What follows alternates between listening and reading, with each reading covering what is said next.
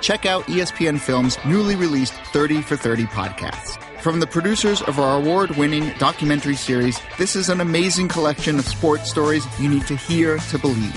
Speaking of amazing, Delta Airlines and the Fly Delta app make your travel experience amazingly easy with real-time bag tracking, e-boarding, and passport scanning during check-in. And don't forget to download 30 for 30 podcast to fill your flight with stories that will keep you coming back for more.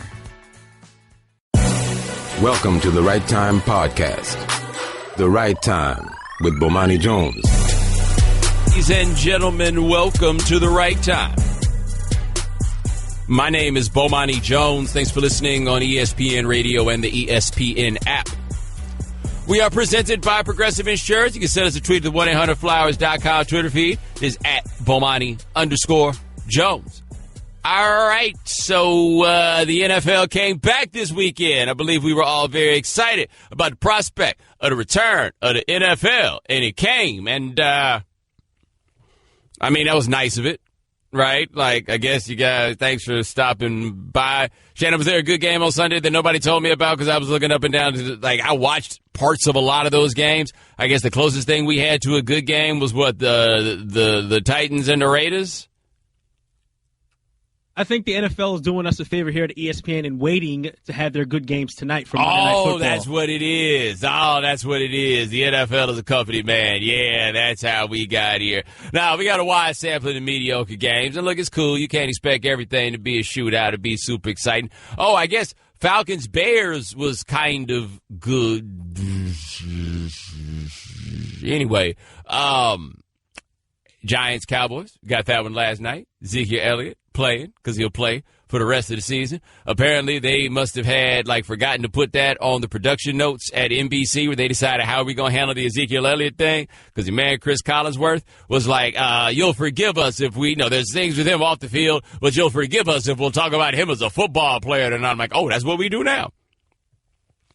Like, how do we make the decision that this is going to be the time that we do this? And I'm legitimately curious as to how it was the decision was made that this is the time that we're going to do this. Because on one hand, you could be like, yeah, but he plays for the Cowboys. They try to push it away. Nah, man, the NFL will bring their dirty laundry up whenever they need to on a broadcast, right? Chris Collinsworth was just like, nah, I just want to talk about how dope he is. Like, do you have money on the game or something? But anyway, we had that, and we had the Giants. Principal McAdoo and company, although he can no longer be Principal McAdoo, I guess, because of his new haircut or hairstyle he's got. He is now a brushback all-star. So, Shannon, what are you saying? What job did he move to? Yeah, he's head of security McAdoo now. Yeah, I saw what you said. We talked about it before, and he looked like he got one of them briefcases that's hard on the outside. But I don't even know if that's what's going on with him right now. Like, I'm really at a loss. He looks a lot like midlife crisis. Like, I get a lot of midlife crisis out of him, as though he is going to leave work and immediately hop into the brand-new Mazda Miata he just purchased and hasn't told his wife about yet. Shane, you think he got a bomber jacket? Like, that's what he looked like. He looked like a man who owns a bomber jacket. Without a doubt. He still has his bomber jacket. There he is. Giants are bad, though. The Giants are bad. And I don't even know. All right, so let's try to figure this out. Were the Giants bad? Or was the Giants' offensive line simply bad? Because there didn't seem to be much time to throw, and there definitely was no hole to run the ball through. Pontop Perkins couldn't get anything going. Some dude named Orleans had one good run, and that was basically it for the whole team. He had a 12-yard run. All right, let's really be real about this. Orleans Darkwa had a 12-yard run. The rest of the team ran in this game for 23 yards. All of them, all together. 23 yards. They look bad. The offensive line, how does this continue to be a problem as such? The offensive line looked bad. The defense, however, I thought actually looked pretty good, especially considering your man Dak looked good. Like, Dak Prescott looks, right? We'll see how it goes as the year progresses. But at the very least, he looked like a better quarterback. Last year, he looked like a rookie who was doing well. He was out there this year looking like, okay, I am, in fact, the starting quarterback. He still can't figure out how to get the ball to Dez Bryant, even when he tries as hard as he can. He targeted Dez 9 times. He only got the ball to him twice. I don't quite understand how this works this way. Like, how it's easier for you to find Terrence Williams than it is for you to find Dez Bryant. I'm not even being funny. I don't even get that. Your man Cole Beasley got himself a couple of catches. How hard he be hating on Switzer, though? Like, how many times do you think they came up to Cole Beasley? They're like, so are you going to take Ryan Switzer under your wing? You can learn by watching me. Yeah, right. His time coming, like, I can see why. Actually, no, I don't see why they feel like they need him. They got me. Y'all need two. And by two, I mean undersized slot-type receivers. Undersized slot-type receivers, undersized slot-type receivers. Like Cole Beasley be like, Julian Edelman, I mean, he cool.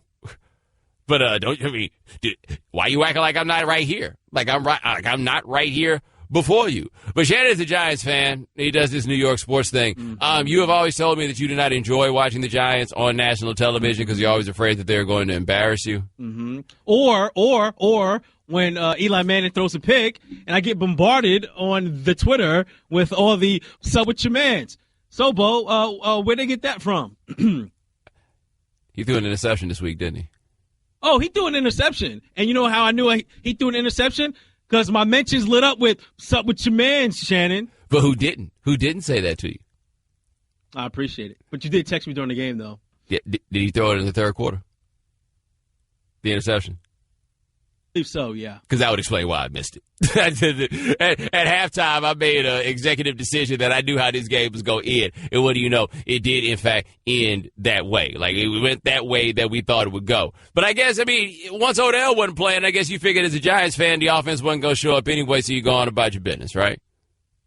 Basically, like, as cruel as that sounds, I knew once they announced that Odell wasn't playing, I didn't expect very much from that offense. And they showed why.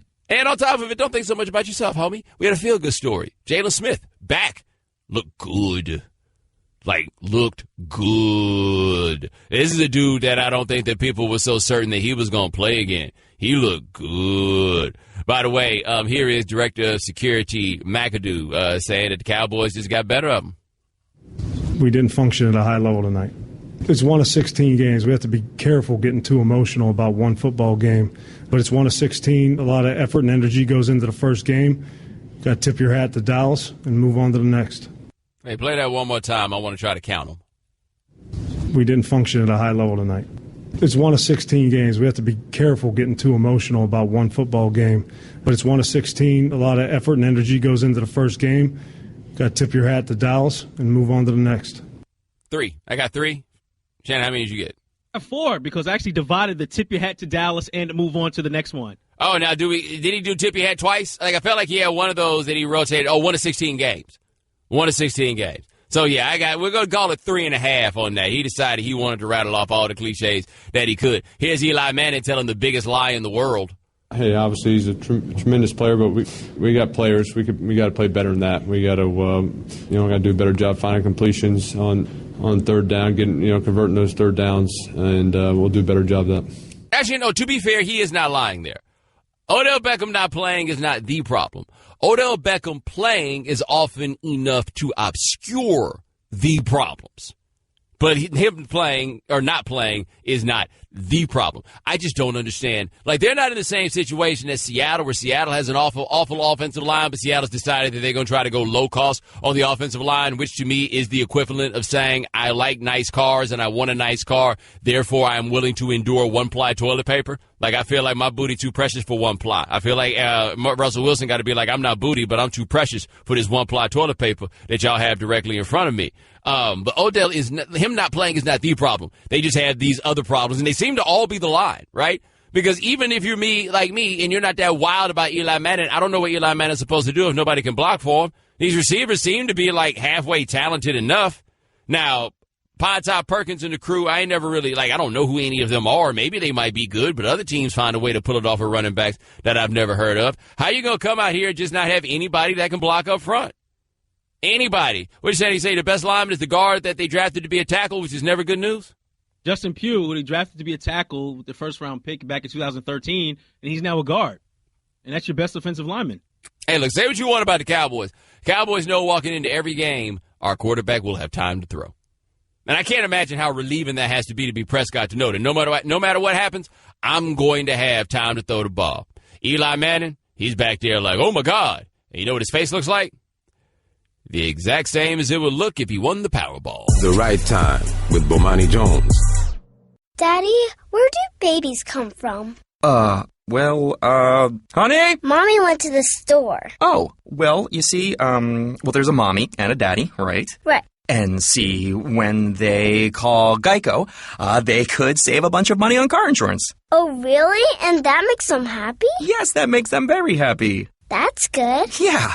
Well, I'm glad we could have this talk, sunshine. Geico, because saving 15% or more on car insurance is always a great answer. The Right Time with Bomani Jones. Ladies and gentlemen, welcome back to The Right Time. My name is Bomani Jones. Thanks for listening on ESPN Radio and the ESPN app. We are presented by Progressive Insurance. Jeff Schwartz of the Locker Room will join us next segment. Jeff Schwartz will join us at 4:30 Eastern. Talk about this first Sunday of NFL action.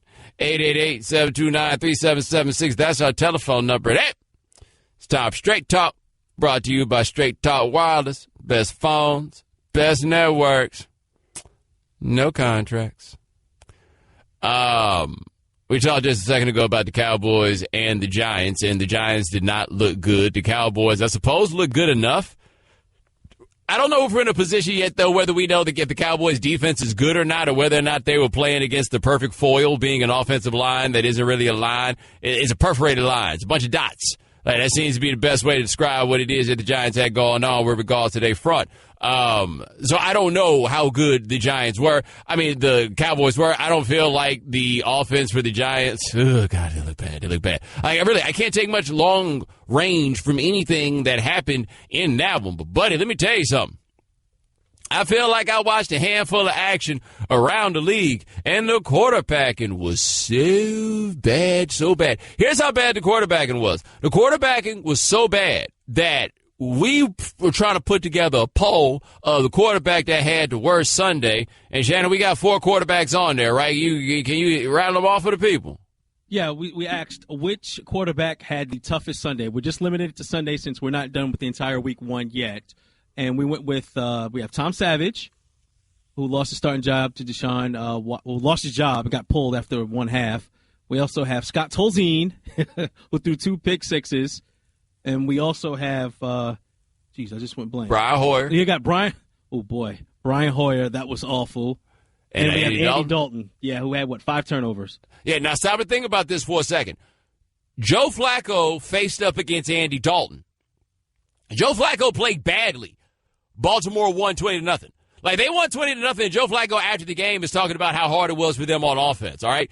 The Texans lost to Jacksonville, who had Blake Bortles, and the reason Blake Bortles isn't on this list is because they won a game. That's it, because Blake Bortles basically put up a Blake Bortles performance. That was it. Quarterback play around the league was so bad. We didn't even think about Josh McCown, Shannon. I guess maybe it's because our expectations of him aren't that high. That dude, he attempted 39 passes, only had 187 yards, and threw 2 interceptions. Like, there's room there. There's so many other scrubs that we could have named. Like, even if you want to try to put your best face on it, right? Like Deshaun Kaiser. I don't think Deshaun Kaiser played badly necessarily, but Deshaun Kaiser didn't play especially well. He's nowhere near being part of this discussion. I think Russell Wilson, maybe we giving him the benefit of the doubt of those 5 dots that he's got in front of him, but he looked like boo-boo. All around the league, man, the quarterback situation looks so terrible that it reminds you, oh, by the way, there are a handful of teams who are not intentionally trying to lose, but are consciously not making themselves better. Oh, Shannon, my bad, forgot. Carson Palmer, he had 3 interceptions. Do you remember that? He had 3 interceptions. Totally forgot. Kirk Cousins was looking like Silky Johnson's coat out there. Not looking especially good. No. Like, at least you had Carson Wentz. But Carson Wentz had some moments out there where I did not think he played well, but the highlights for Carson Wentz were high.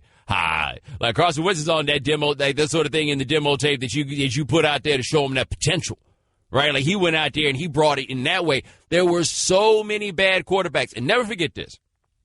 the owner of the Jacksonville Jaguars, the owner, because we blame a lot of what the situation is with Kaepernick on the owners, right? Like you talk about the owners are conservatives, the owners gave money to Donald Trump, all this other stuff. These are different answers that people come out here with.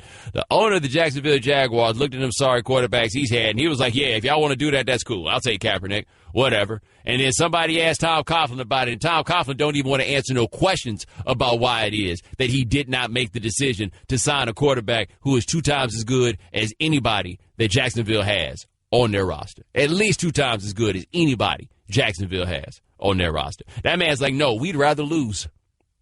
We'd rather lose. And bless your heart, by the way, if you have made the decision that you are going to root for a football team that said, you know what, nah, we'd rather lose. Like, y'all made that call. You made that decision. You get mad about everything. This team breaks your heart left and right, and the general manager of your squad is like, fine, I'll break your heart even more because I don't care about winning. Sorry, that's what y'all thought they brought me here for? They didn't bring me here to care about winning. They brought me here to give them 3 cheers for the red, white, and blue. By the way, speaking of Jacksonville, they beat the Houston Texans. Shannon mentioned that Tom Savage got pulled. Here's what Tom Savage said about getting pulled. I mean, obviously you never want to be replaced. That's not a good feeling, but that's it's called a team sport, and I'll be here for this team. That's out of my control, so I'm going to be ready to go, and just like I have been for the past 4 years, and that's kind of what trained me for this. Damn, he's been there for 4 years? Are you serious? No. Shannon looked that up. He ain't been. This can't be year 4. He can't be there. This dude has been allowed to stay in the NFL for 4 years. Now, to be fair to him on getting pulled, I think it's fair to ask the question is that did they bench Tom Savage or did they save Tom Savage's life? Because I'm not sure how much of what happened in that game had to do with Tom Savage. And I think that Tom Savage is whack. Shannon, what we got here? This is his 4th season. He was drafted in the 4th round, 2014. So he's already got a pension. Right? Like, wow. Anyway, I don't know how much of what happened in that game was really on Tom Savage. The reason that I say that is there was no time. No time. Like, part of why I would have considered putting Deshaun Watson in the game there is basically Tom Savage cannot protect himself. At least Deshaun Watson has the option of running away and trying to save his life. Tom Savage is a statue. He just dropped it right back like, oh, my God, oh, my God, oh, my God, oh, my God, oh, my God. Oh, my God, oh, my God, oh, my God, what am I do? What am I do? What am I do? Somebody get the ball. Like, I watched 3 plays in a row, I felt like, at some point in the second quarter of that game, where it was unreasonable to ask him or anybody else to do anything, given how little time he had. There is one player in the NFL who is holding out right now. You know who that is? That's Dwayne Brown, the left tackle for the Houston Texans. And I feel like if the Texans don't call that man and just say, name your price, if you are Tom Savage, you got to be like, what, y'all ain't got no respect for me? Like, y'all don't care about what happens to me? And now Deshaun Watson, I think, winds up, and the Texans generally wind up in an awkward situation. Because Deshaun Watson, I do not think he is ready to play in the NFL. I just don't think that's the thing right now. I don't think it's positive for his long-term future to throw him out there. But if your first quarterback can't protect himself, I don't know what you're supposed to do. And this is something that happens to guys who can move very often, where they wind up getting thrown into the worst situations simply because the guy above them cannot protect themselves. Shannon, remember that year at Virginia Tech when they were supposed to redshirt Tyrod Taylor? And then they went out there, and it looked so bad with Sean Glennon, and that they talked to Tyrod about playing just because the other guy couldn't save himself behind the offensive line. Man, they brought him in on the road at LSU as a true freshman because Sean Glennon looked so bad. And not just against any LSU team. That was that LSU team that looked like it had 15 men on the field. It was like dudes who jumping out of manhole covers to come out there. But the year after that, remember, they said they were going to redshirt him. And then they threw him out there for one game. I think it was against East Carolina. And they were like, oh, no. We can't do this. This is not an option. So a year where you had decided that this dude should redshirt and it would be better for him to develop, you can't do that because the other guy's too slow to save himself behind your bad offensive line. Now, what in the world good does this do for Deshaun Watson? By the way, the so-called quarterback whisperer, Bill O'Brien, here's him explaining why he pulled Tom Savage. The decision to go with Deshaun really didn't have a whole lot to do with, you know, it had more to do with could we find a spark, could we find somebody that could maybe make a play that could escape the pocket, you know, things like that. I thought that Tom really hung in there and played very tough. But, you know, we had a hard time protecting him, and so I just made the decision to go with Deshaun. You got to be like, I understand if you're Deshaun Watson, you want to play, but I'm sorry, I feel like that's insulting. It's like that thing they say about preseason games, right? You want to pull your starters in the preseason game because you don't want anybody to get hurt. What, you don't care if I get hurt? Like, you throw me out there, you don't care if I get hurt? I'm the damn future of I'm the future of the franchise. No, don't throw me out there until Tom Savage is actually hurt. You afraid he might get hurt? Why? Because if I get out there and you afraid I might get hurt, y'all gonna leave me there till I get hurt. What's up with that? So many bad quarterbacks, we didn't even have a chance to really talk about Scott Tolzien. Straight Talk Wireless, nationwide coverage on America's largest and most dependable 4G LTE networks. All right, coming up next. So can you fix what went wrong with the Giants? We'll talk to Jeff Schwartz in the locker room on ESPN Radio, ESPN app, Sirius XM Channel 80. The Right Time with Bomani Jones. Ladies and gentlemen, welcome back to The Right Time. My name is Bomani Jones. Thanks for listening on ESPN Radio and the ESPN app. Our guests join us on the Shell Pennzoil Performance Line, just like our next guest. Check him out in the locker room, Sundays, midnight to 2 a.m. His name is Jeff Schwartz. Jeff, now you played on that New York Giants offensive line not too long ago. Are the problems they're having those a strategy or just a talent? It's a talent problem. I think their offense is predictable. There were times when the Cowboys would shift their defensive line exactly where the Giants are running the ball. So that's a scheme issue. But generally, they got beat on just one-on-one pass protection problems, which is a talent issue. You can only scheme that up so many times. And the Cowboys' defensive line, I mean, they're not scary. They're not anyone that you're going to worry about. So it's got to be troubling to put up a performance like that. I know Odell was not playing, but that's not an excuse to rush the ball for 35 yards and get Eli hit all game. Yeah, now I was asking you about Odell. Obviously it makes a difference having him there, but how much of what happened last night would change just by having another receiving option? Well, for the Giants, apparently a lot. I mean, the times when Odell has not played, like in 2015 when he didn't play against Minnesota after he got suspended with the Norman incident, the offense was dormant. When he doesn't catch a lot of passes, in last season the offense didn't do very well. If you watched Eli last night, he looked often to Sterling Shepard, who was playing the role of Odell in that game. He took his spot. I mean, he relies so much on Odell and what he can do after the catch. It's short passes and long runs, and they need an explosive weapon like that. And for the life of me, I don't know why they didn't go after Brandon Marshall more. The offense just looked really disjointed. We're talking to Jeff Schwartz on The Right Time. Now, you played with Odell. What do you think about the noise that surrounds him as a personality, given how important he obviously is on the field? Oh, all the guys love him. I mean, what it comes down to is how you play on Sundays. So if his antics get to a point where it affects his play, which it has not, then that's a time when players and his teammates would get upset with him or maybe tell him to reel it in. But until that happens, I don't care. No one cared. He was great in the locker room. The guys still like him. He's lighthearted. He enjoys himself. And the thing about it, too, is he practices really hard. And he does these catches in practice as well. I've seen him make catches almost better than he does in the game in practice. So you really can't even fault him for work ethic. The guys love him. That's not a big deal. It's more for the media to talk about. All right, we're talking to Jeff Schwartz here on The Right Time. So is there anything that surprised you this weekend, good or bad?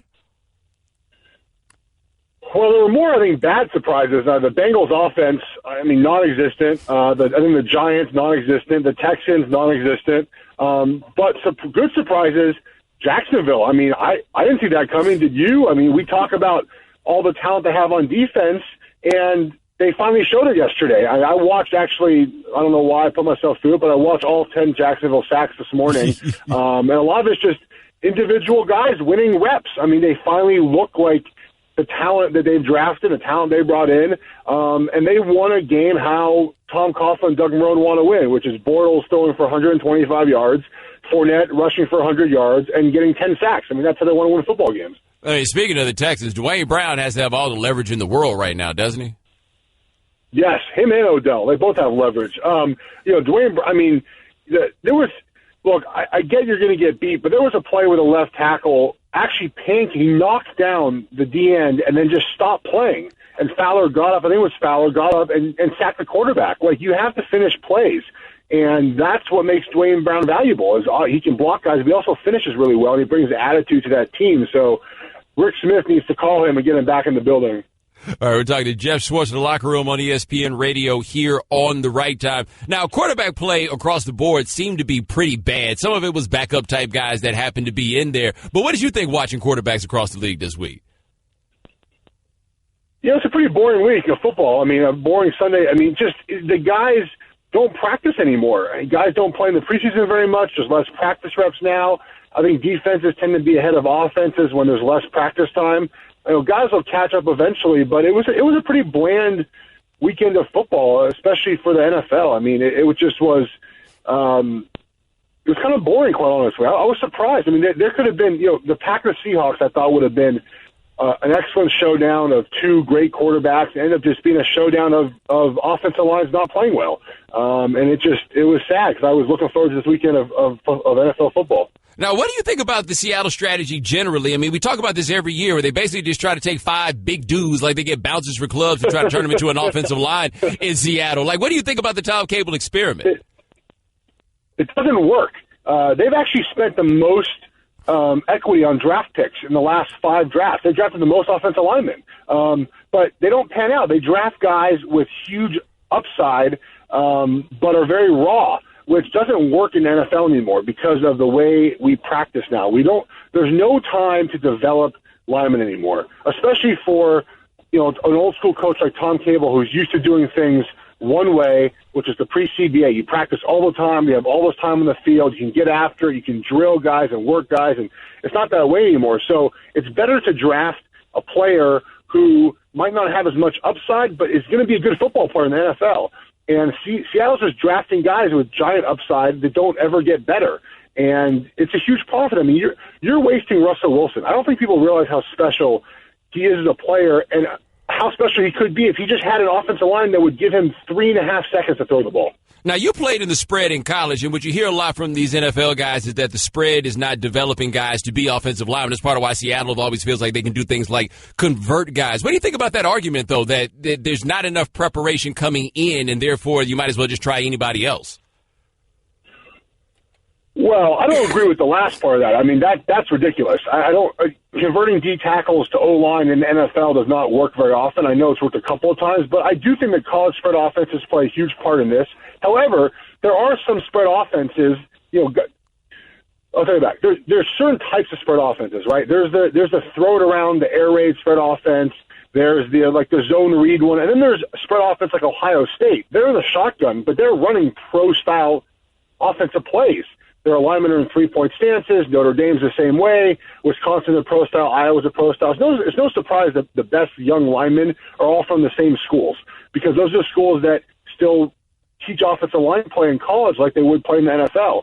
So you have a lack of talent, not a lack of talent, a lack of technique in college, transferring to NFL where you practice less, and it's a recipe for disaster. All right, that is Jeff Schwartz. Check him out in the locker room, ESPN Radio, Sundays, midnight to 2 a.m. Eastern after the Sunday night game. Also follow him on Twitter, at Jeff Schwartz. Jeff with a G, but he's cool, unlike the other Jeffs with a G. But, man, thanks so much. I appreciate it. Yeah, take care. Thank you. The Right Time with Bomani Jones. Ladies and gentlemen, welcome back to The Right Time. My name is Bomani Jones. Thanks for listening on ESPN Radio and the ESPN app.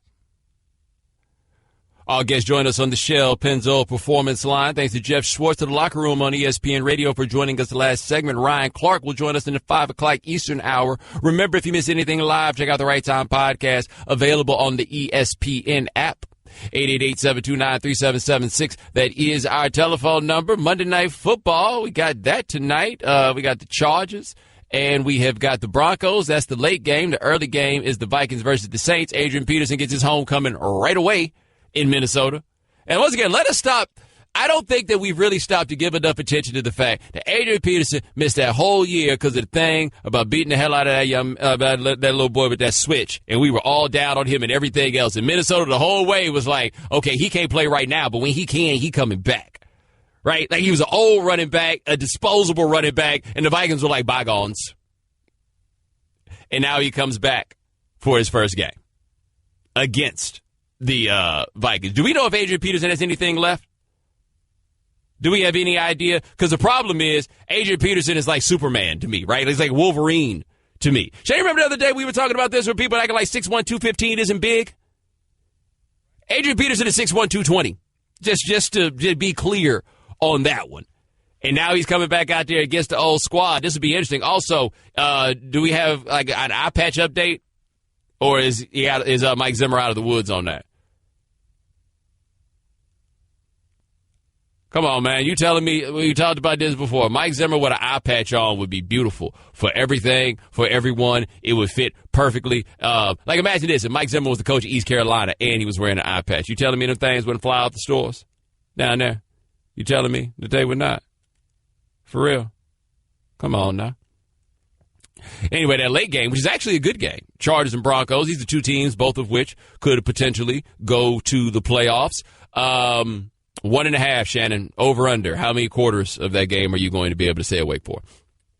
I can go at least, a solid one. I'll give you one in a possible. One in a possible, yeah. Hey, give it to the league, though. They said they wanted these games to run shorter, and they are. They are moving a lot faster. We're seeing games end in under 3 hours. Hopefully college will at some point get around on this one. But they do have these games going. Also, Shannon, Vance Joseph and Anthony Lynn squaring off against each other. I was about to ask if this had ever happened before in such a way, but we already got it right here. On the respective sidelines, Denver's Vance Joseph and Los Angeles' Anthony Lynn will be the first two African-American coaches to make their head coaching debut in the same game. Yes, that was what I was about to ask hypothetically, and there it is right there. Well, at least somebody got to win. Right? At least one of them. Was that the feeling back when the Colts played the Bears? You had Lovey and Tony Dungy? Right, like I got to call my dad. So who you rooting for in this one? I can't decide. I have no idea. So yeah, that game is going on tonight. I want to see it. Like I wish that was the earlier game so I could pay more attention to it. Whenever we have talked about the Chargers this season, you seem to be higher on the Chargers than I am. They got talent. Like, what do they lack? Like, when you look at that team, tell me, what do you think talent-wise they don't have? Right? Like, I think they will be a lot better than they were last year because I think they have the players. Right? 888-729-3776. DJ Mike Hitman, what's going on? Hey, Bo. Yes, sir. I didn't hear you say one thing on the radio. Ask Shannon, how about them Cowboys? I don't hear Shannon talking too much. Did the cat get his tongue? Because his team looks old. Did you see Butterface? Did you see how Butterface look? What are you talking about, man?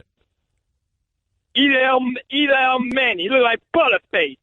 Couldn't even get the ball over the 50-yard line. I could have did better than that, Bo. He looked just scared and old, Bo. It's about time. It's over for him, Bo. It's over for the Giants. Hey, Bo, can I say one thing? Yeah, man. Why is it that Marshall go to any team and they always finish last place and never get back to the playoffs?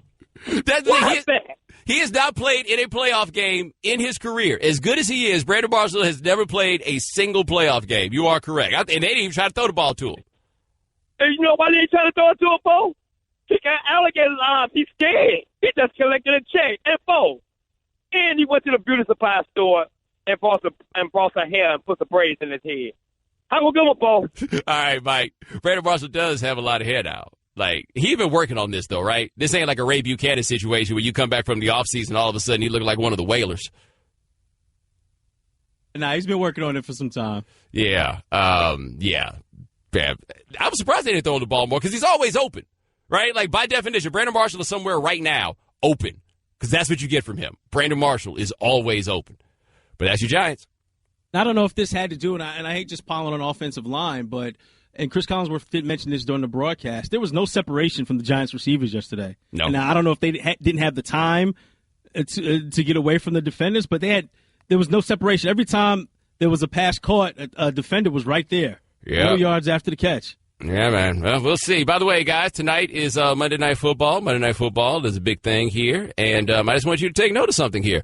There's this movement that's going around all across America right now where people are trying to figure out what to do with these, like, Confederate statues, right? Like, they're digging them up in some places. They have votes. City councils are trying to figure out what they're going to do with all these Confederate statues. It's been a really, really, really, really big deal across America. Some of it has come into Mr. Charlottesville and everything else. And while these Confederate statues have come up, I work at a company that's frequently accused of having what they call a liberal bias, right? Like everybody talks about the liberal bias. They blame it on me a lot too, but every now and then they hear people talk about the liberal bias of ESPN. I just want to run something out here for you right fast. If you think that ESPN's got a liberal bias while the rest of the country is digging up their Confederate statues and taking them out the ground, we are digging up our Confederate statues and putting them back on the theme for Monday Night Football. So please tune in tonight and enjoy the return of Hank Williams Jr. And remember that every time you complain about my very existence, there's a diversity of thought at this operation.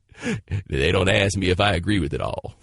888-729-3776. That is our telephone number. Coming up next. All right, we thought Seattle would be good, but why'd they look so bad? ESPN Radio.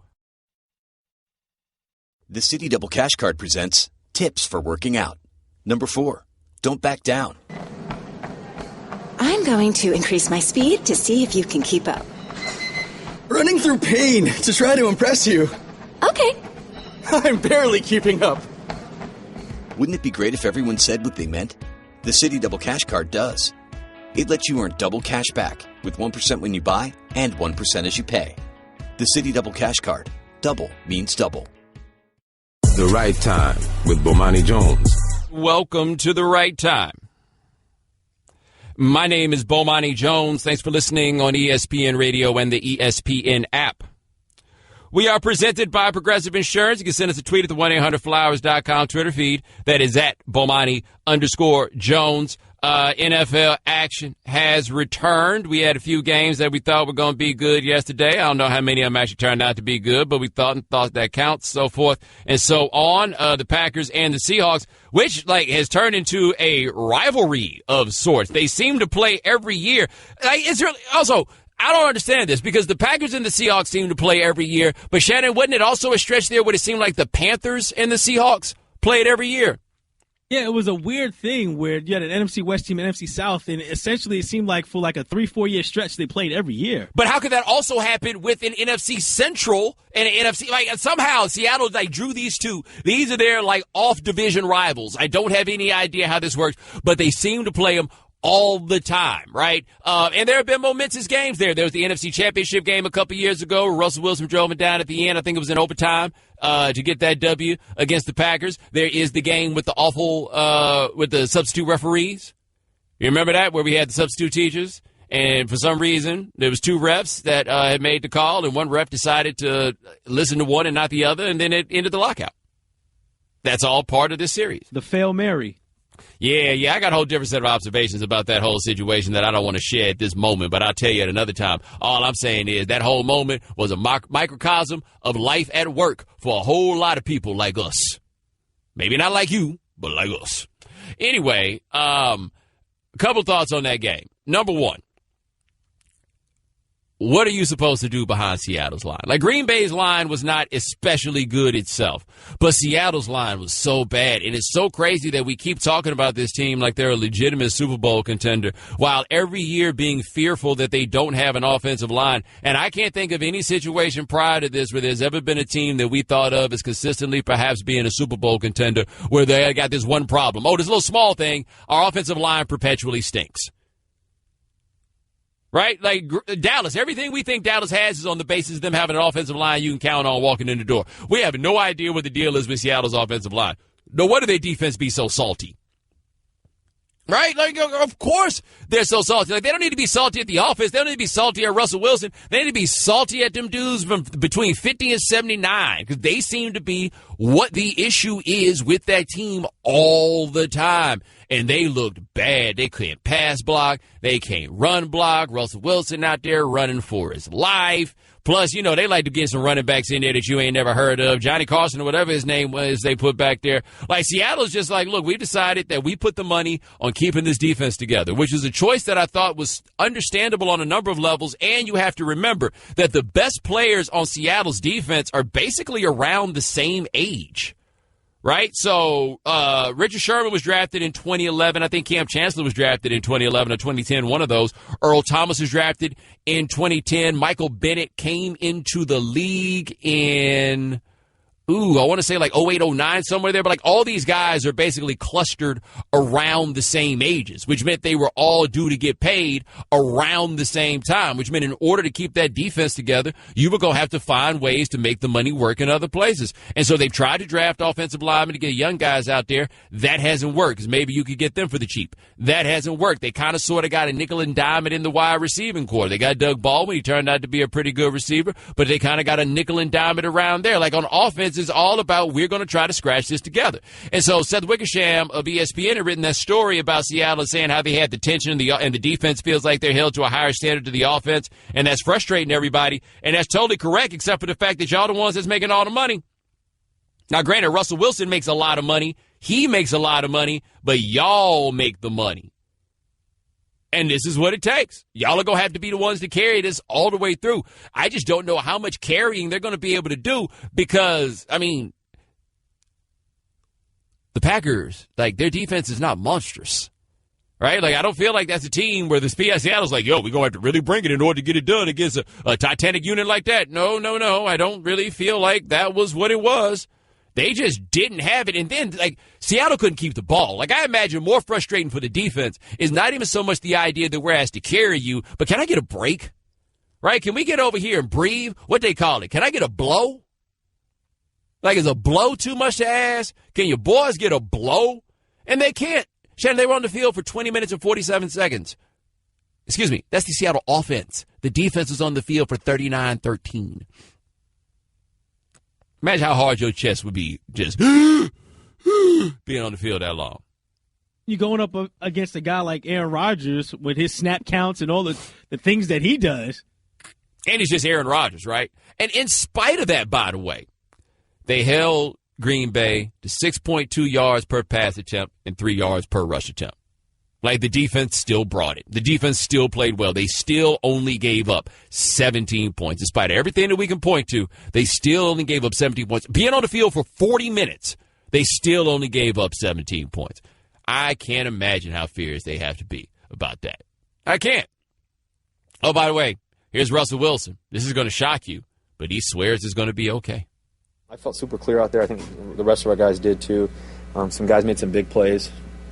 We'll have to figure out, what we need to do to get a little bit better. It's really that simple. It wasn't like we were far off or anything like that. One or two plays, one, two, three plays there, here and there, we'd have had a chance. I almost had Tyler on that one. I thought Doug Baldwin looked really good today too, getting open like always. I don't think anybody can cover that guy. And so we just want to stay the course. We're 0-1. There's one game. We have to go prepare for next week. We play at home, and it'll be exciting to go back home. I should have started counting because the sound is too long for us to play it again. But, I mean, he never breaks character. He's the greatest method actor of all time. Andy Kaufman. The only person who breaks character less than Russell Wilson is Rick Ross. Like, that's a show we need to get together, right? We need to get Russell Wilson and Rick Ross together, see which one of them breaks character first. Who do you think it would be? Officer Ricky. Yeah, my money's on Rick Ross. My money's totally on Rick Ross. I don't feel like Rick Ross has as much practice at this as Russell Wilson. Like, I feel like Russell Wilson has been in the mirror giving these horrible quarterback speeches since he was 7 years old. Like, he has been training his whole life to not say a word. Like, how amazing might it be that, like, the Russell Wilson that Sierra knows is just a totally different human being than the Russell Wilson that we don't know. Like, Sierra knows, I'm saying Russell Wilson. Yeah, I mean Russell Wilson. Oh, it goes back to the episode of Fresh Prince of Bel-Air when Carlton went to the hood. Yes, that's exactly right. That is right there. That's it. He was looking like a pirate.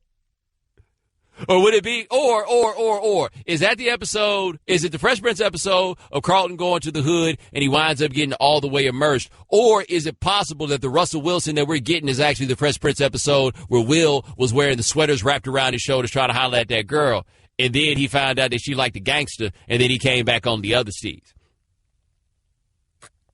Which one is it? Because I feel like I don't know anything about Russell Wilson at all. He gives us all the access in the world for us to know nothing.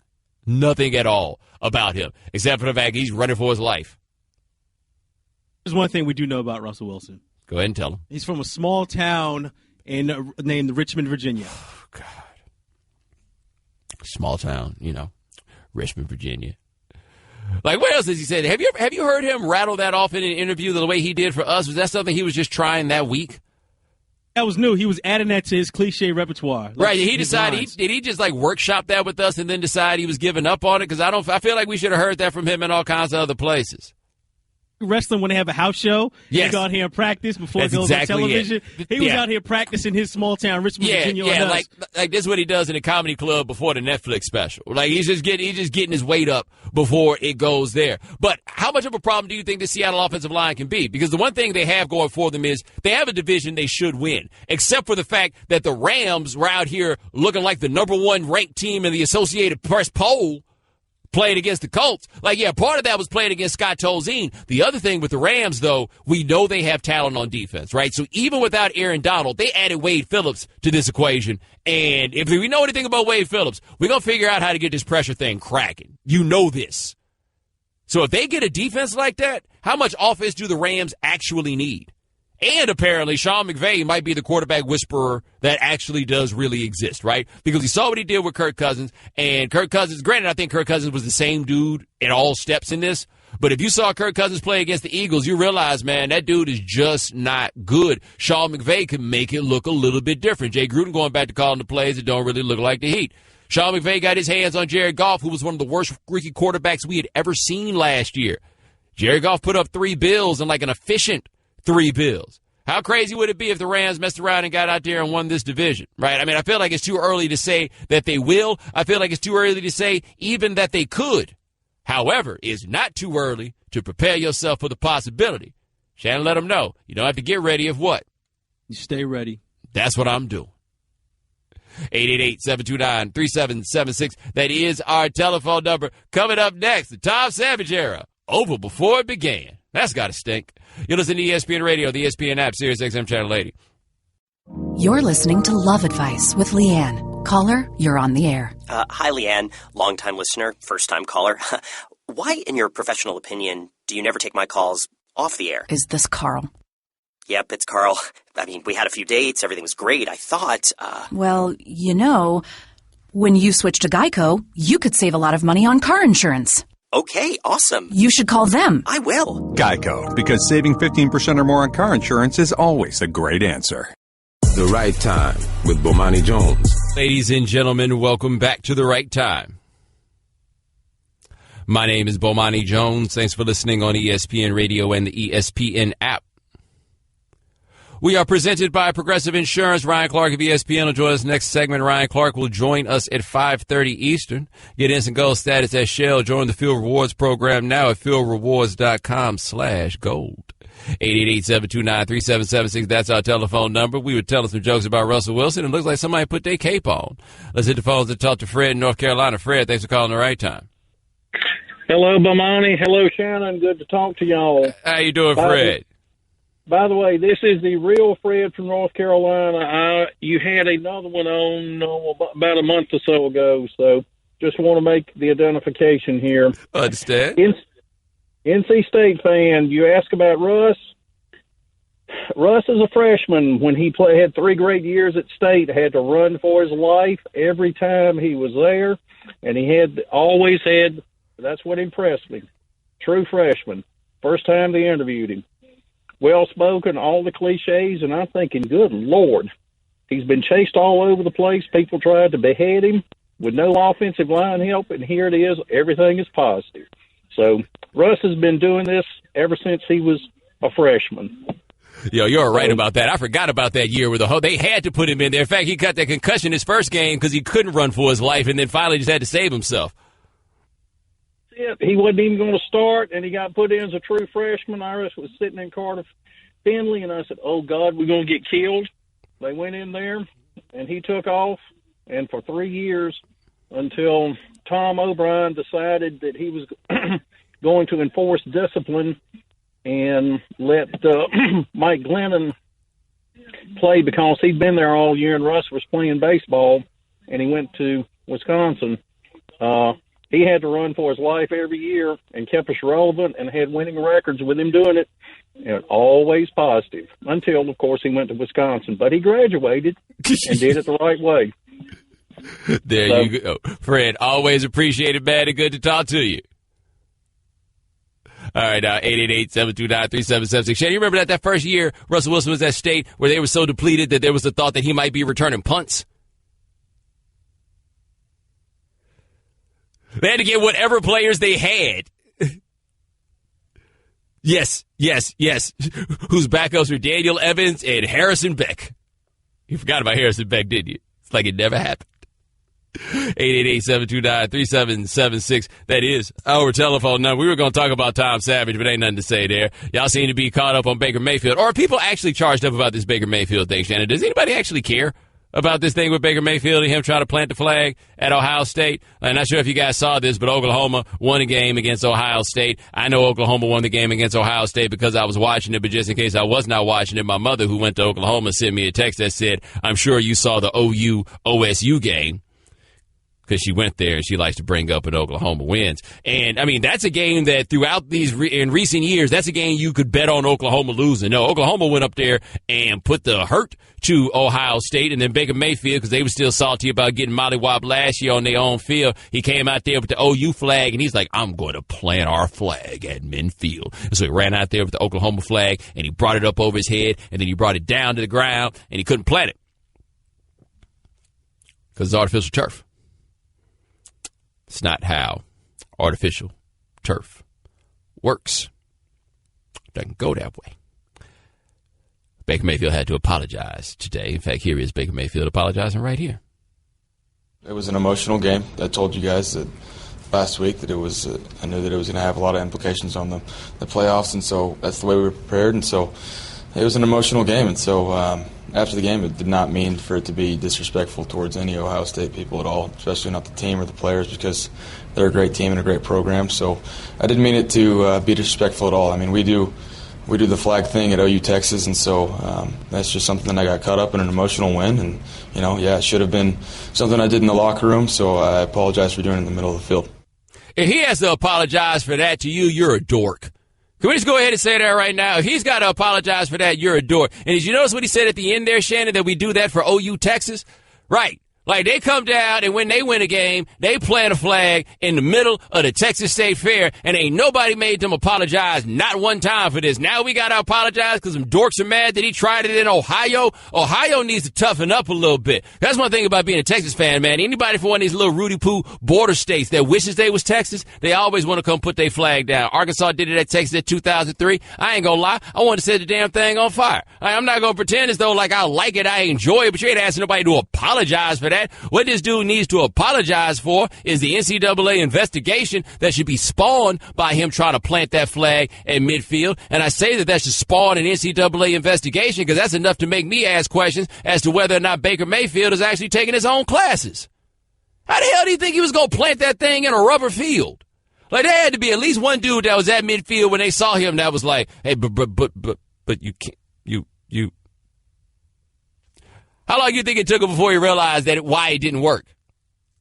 All right, hold on. I'm going to just kick some dirt. How come no dirt's coming? Oh, yeah, it doesn't work like that. My bad. I'm tripping. But they really made him apologize. Look, man, college football is all about pettiness and rivalry in this way. These are not professionals. These are kids, and y'all are into it in ways that you should not be into it, and you demand things that you should not demand when it comes from this. There's no way in the world that this young man should ever have to apologize for this. Now, here is Lincoln Riley, their young head coach, explaining why he apologized. I think that's something Baker wanted to do. I mean, it's not – I found out after the game, that it happened, and I knew right away that, again, it's not taking a shot at somebody else. He was excited for the way, the team played and in that kind of atmosphere and environment. And he's, as everybody knows, is an emotional guy that, he wears his emotions on his sleeve. He's got a competitive fire that, I think rivals just about anybody. And, I agree with you. I think he was letting his emotions out, and, Baker, everybody has a lot of respect for Ohio State, their tradition, the team that they've had before, the team that they have now. That's why it was such a good ball game. So it was no shot at those guys. It was just they were excited about the way we came and played in a great football environment. Now he sounds like a dork. Like, everybody just sounds so weak right now when it comes to this. It's not like he took the Ohio flag and wiped his keister with it or anything like that. No, man, y'all showed up. Y'all want, like, if you don't want people to represent with, like, the names of their states and flags and stuff like that, then don't name these schools after states, man. Don't do that. Like, this is what it is. This is about representing who y'all are, and I feel like you get to put an OU flag in a stadium.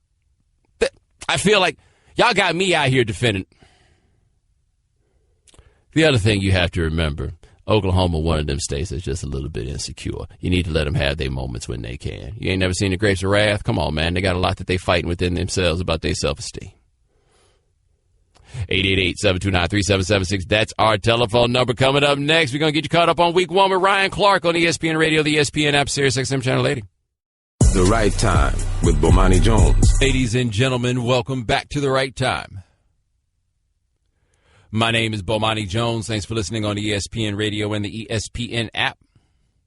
All guests join us on the Shell Penzo Performance Line, just like our next guest. Football season back, so he's back around here. Ryan Clark joins us here on The Right Time. So what'd you think about Week 1, man? Well, what's up, man? I thought some offenses looked pretty bad, man. I thought there were a lot of teams that may have rested offensive players a little too much. But, usually the defense is ahead of offenses, and we saw that in a lot of the games. We saw the Rams defense actually play better and score more points than the Indianapolis Colts offense that they were facing. So those things will come around as the weeks go by. But as it started out, it was an ugly week, but we did get some good games. We got to see some good things when you look at Marshawn Lynch and what he can bring to the Raiders, the Packers-Seahawks rivalry still being heated. So it was a good first week. It's not over yet. We got 2 more games tonight. Now, you mentioned the Rams. How surprised were you that they looked that good? I knew the coach would look that bad though.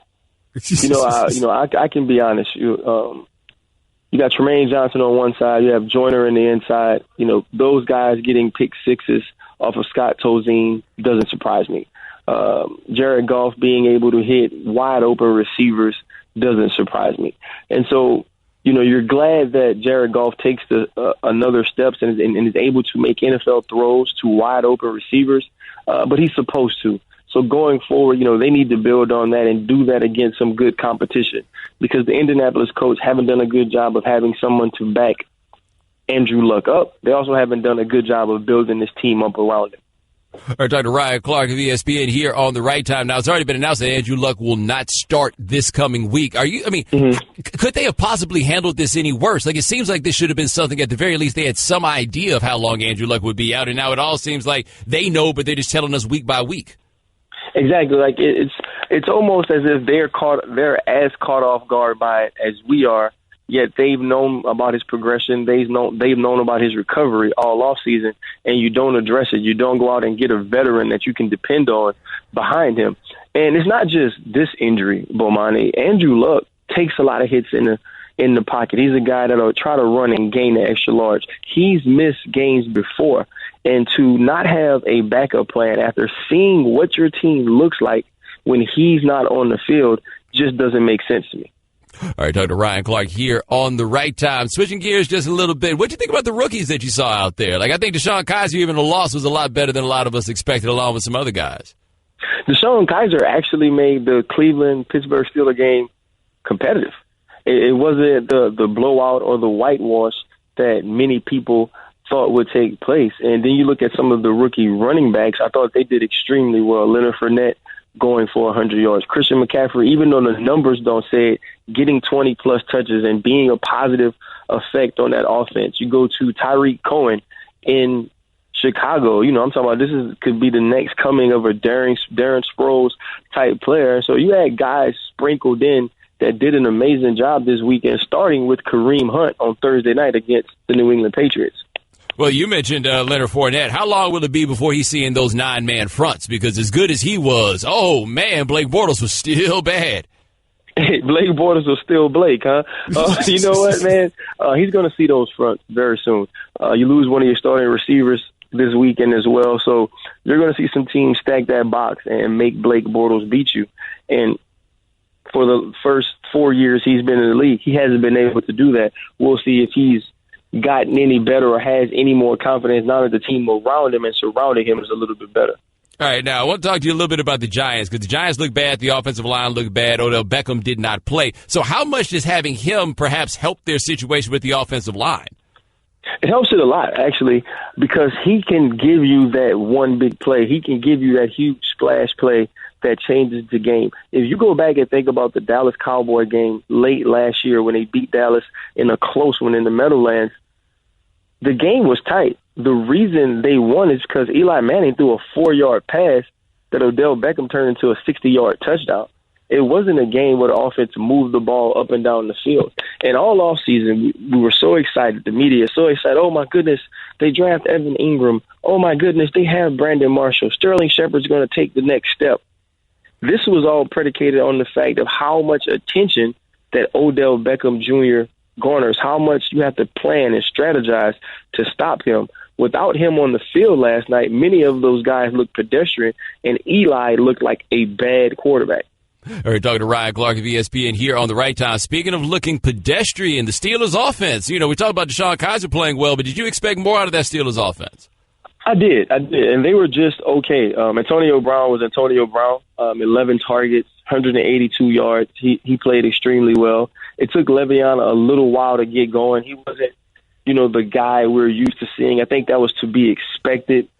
Ben looked like he had some rust to knock off, but we're talking about a quarterback that didn't throw many passes in the preseason. And so I think that those guys that come around, you start to see Martavius get some more play in the offense and get some more targets and be able to do some things a little more than he did on Sunday. And so I expect those things to change. All right, now you mentioned the Raiders a little bit earlier, and good to see Marshawn Lynch back, but were you surprised to see them come out the gate with a decent defensive performance? They did really well. I thought David Amerson came along last year at the left corner position. Carl Joseph is healthy now. You have Reggie Nelson, who's a veteran in the middle of the field. And we already knew what type of pass rush they had. So it was about getting corners that could cover people and make passing hard. Obviously, the Tennessee Titans are no passing juggernaut, but they did an extremely good job. And this team can, it won't be 13 every game, but if they can hold people and make them tough to score on and then milk the clock late in the game with Marshawn Lynch, the way he runs the ball and the physicality that he brings this team with that great offensive line, this is going to be a tough team to beat. And right now, after week one, this would be my pick to represent the AFC in the Super Bowl. All right, now last question for Ryan Clark before we let you go. We got 2 Monday Night Football games tonight. Which one are you looking forward to seeing? I want to see the Saints in Minnesota, and for no other reason than Adrian Peterson. I still think he's going to be running back by committee. I know he's not going to carry the load. He's still on a Sean Payton offense that's going to be pass first. But I'm excited to see him get a chance to go home and just give us that one run where he runs some guy over or runs away from somebody and has an opportunity to show the Minnesota Vikings he still has some power left in those legs. Now, are you a Dalvin Cook believer? I am. I think Dalvin Cook is an extremely good player, young player. Add some dimensions that Adrian Peterson didn't have. He's a guy you can use in the pass game. He's a little bit more of a scat back. So I think he will do well, but for him, it's going to be a slow acclimation into getting to those big plays that he was so accustomed to at Florida State. All right, that is Ryan Clark. Check him out covering the NFL for us here at ESPN. It's good to have you back, my man.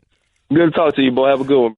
The Right Time with Bomani Jones. Ladies and gentlemen, welcome back to The Right Time.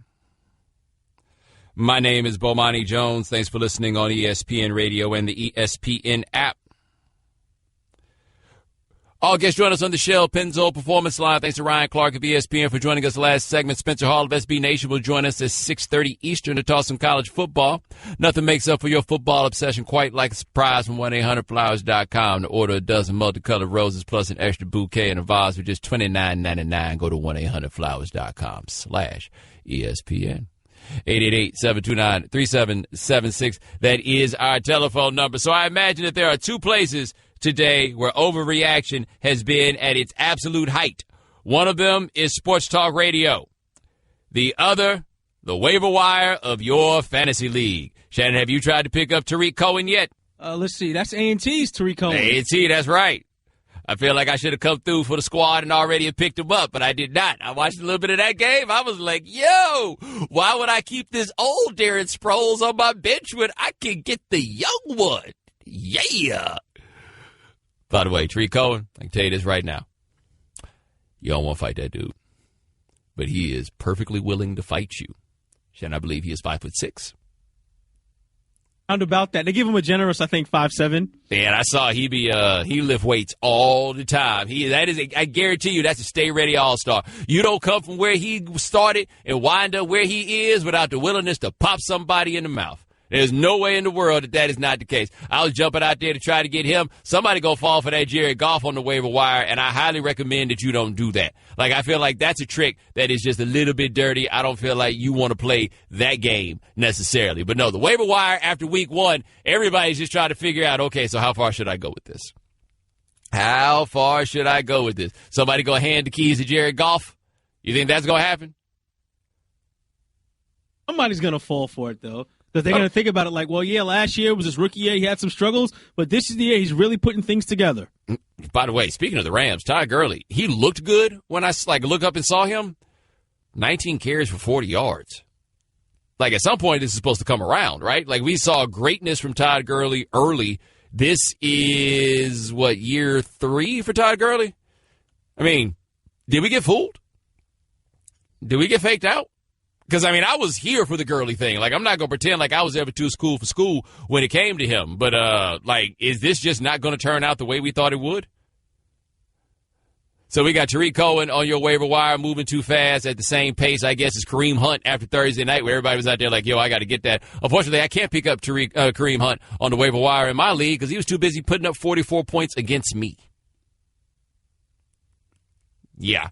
I'm also considering picking up Matthew Stafford because I have to say I watched enough of that game against the Cardinals where I was like, hey, man, he looked really good. Like, I still believe that Matthew Stafford is a bit overrated, right? I do think we go a little too far with the Matthew Stafford. However, he looked pretty good. Like Carson Wentz. Carson Wentz had some really bad plays, I thought, in the course of that game. But Carson Wentz, if nothing else, when I watch Carson Wentz play, I'm like, okay, at least I see why somebody drafted you when they did. Right? Like, he was making some incredible athletic plays in there. I don't know how full-on good he is, but sometimes you just look at it and be like, yeah, I see how somebody went for that. I get it. 888-729-3776. Let's talk to Brett in Michigan. Brett, thanks for calling the right time. Hey, what's up, Bomani? Just want to say with all the craziness this week in the NFL and things not going as planned, Matthew Stafford, fourth quarter comeback once again. That's as real as it gets. Well, I mean, the one thing I will say about Matthew Stafford, he'll have you behind in the fourth quarter. Maybe you win, maybe you don't, but you will be behind. Brett, I appreciate the call. That sound like hating. Just a tad, but though that is an interesting point, though. Yes, it's great that you're able to battle back and come back in the fourth quarter, but you got to get down in the fourth quarter and able to come back, though, right? Yes. The difference here, though, is that he didn't throw them into the deficit. Like, Andrew Luck's a guy that's got a lot of fourth quarter numbers, but you watch enough of those games and you realize part of why they're down in the fourth quarter is he's throwing them behind. I don't feel like this game here for the Lions is really about Stafford throwing them into the hole that they wound up in. But I guess it also helps for them. Fourth quarter comeback with a big helping hand from your good friend and mine, Carson Palmer. Carson Palmer is like at that point right now where he might have gone over the hill and it's too late to do anything about it. Right? Carson Palmer is in year 16. Yeah, I guess he is still year 16. He didn't miss a year that time he quit. So he's in year 16. How much more are we asking for out of a dude that already, like, his whole career has had problems with throwing the ball to the other team? How much longer do we have to go? Bruce Arians did not seem pleased after that game, by the way. He did not seem happy at all after that game. Who else gave us something to talk about? Cam looked awful to begin with, but seemed to get it a little bit better as they went around. But here's what's funny about this. Remember, everybody thought that the Panthers are going to try all this, like, next level ahead of the game stuff because they had Christian McCaffrey and they had Curtis Samuel. And then I kept saying to people, but I could have sworn that Mike Shula was still the offensive coordinator. And so basically what they did was they had Christian McCaffrey out there. They're doing all the same stuff anybody else does, just with Christian McCaffrey. And that's it. Like, you thought they were going to reinvent something. You had them mixed up. Did you see who scored a touchdown for Carolina yesterday? Was it Russell Shepard? Russell Shepard. Yes. Russell Shepard is still in the league. By the way, not a great sign for the Carolina wide receiving corps. Leading receiver, Russell Shepard. Like, that's who you had, Russell Shepard. I honestly am not I can't promise you that I knew that he played for them. Devin Funchess, 2 catches for 20 yards. Is it too early to give up on that one? Because I feel like up has been given, at least from over here. Also, Jonathan Stewart, still in the league. Julius Peppers, by the way, still in the league. San Francisco. Kyle Shanahan. You don't look like such a genius when you don't have all this talent, do you? And I'm not saying that is shade to him, right? Just the general point that as wild as people were about Kyle Shanahan, you can only scheme this stuff up as well as you possibly can. And I hope that Kyle Shanahan understands, looking at this, that this idea that all I need is a quarterback that I worked with before and I'll be good. Because Brian Hoyer looked like the same sorry Brian Hoyer that we've seen be the same sorry Brian Hoyer many, many years. Is San Francisco going to be stupid enough to pay $25, $30 million a year for Kirk Cousins just because they've had him before? Because that's how you wind up out here with your man Brian Hoyer, and it did not work out especially well, or it doesn't look like it's going to work out well. And that's a dude who typically performs better early in the season and then turns into his scrubby self by the time the end comes around. But 888-729-3776, that's our telephone number. Coming up next, find out what NFL players made the most money by not playing ESPN Radio. The Citi Double Cash Card presents Tips for Talking Sports at the Office. Number 8, be informed. I'm going to list some random stats that don't really mean anything. Uh-huh. Oh, yeah. I'm nodding, but I have no idea what you're talking about. Yeah, that's not working. Wouldn't it be great if everyone said what they meant? The Citi Double Cash Card does. It lets you earn double cash back with 1% when you buy and 1% as you pay. The Citi Double Cash Card. Double means double. The Right Time with Bomani Jones. Welcome to The Right Time. My name is Bomani Jones. Thanks for listening on ESPN Radio and the ESPN app.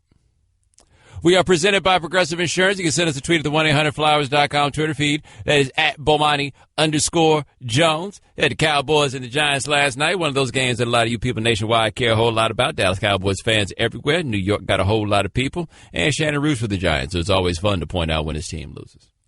I mean, I had to deal with that whole thing with Maryland beating Texas. I feel like Shannon should be participating. Shannon, why you keep looking off this? Wait, let me check. Nope. I thought Dallas put up 50, but no, they didn't. That was just Maryland. Oh, word. That's what it is. Yeah, just like you thought that Texas had only put up. Hold on, let me make sure I got my fingers right so I can count them all three. All three. You thought Texas had come up had scored all of 3, but in fact that is not what happened. That was the Giants who gave up 3 points. Now, Odell Beckham is on the team, right? He's not holding out. He actually showed up. He had the high ankle sprain. I'm guessing he'll probably play next week, but he did not play. How much money did he make himself not playing? Right? Or are the Giants just acting like they don't care about that? But everything, Odell has said he wants to make all this money. Odell said he wants to be the highest paid player in the league. You had a whole lot of people, some who cover the team, who look down on Odell for all of this and act like Odell's not that important and Odell needs to calm down with his antics and and everything else. What you saw from the Giants without Odell is why Odell gets to do whatever it is he damn well pleases. Because they need him so much. We had Jeff Schwartz on a little bit earlier. Jeff was just like, hey, say whatever it is you want. You see what happens to that offense when Odell Beckham does not play, right? And I'm trying to think of one wide receiver who's had that big of an impact on an offense when he leaves. Like, think about this. Now, granted, it was the Patriots, but when Randy Moss left the Patriots, they kept on going like nothing ever happened, right? It was just like, oh, okay, he's not here anymore. No big deal. We'll just keep on rolling with this. Yo, man, Odell Beckham is gone, and the Giants can't figure out anything. Right, the Giants don't have any idea how to manufacture any points whatsoever. Now, Shannon, you root for this team. How much different is this offensive line this year from the ones they've had in for last year's? Is this a noticeably different line? It's the same line they had last year. All the way across? All the way across. Same line they had last year. So we've known they've been bad, but I don't recall them looking as bad as they did yesterday. Like, correct me if I'm wrong there, right? That yesterday was like bad even for them? They were awful yesterday. What was it? Bobby Hart, the right tackle? Yes. I mean, come on. What was that, guy?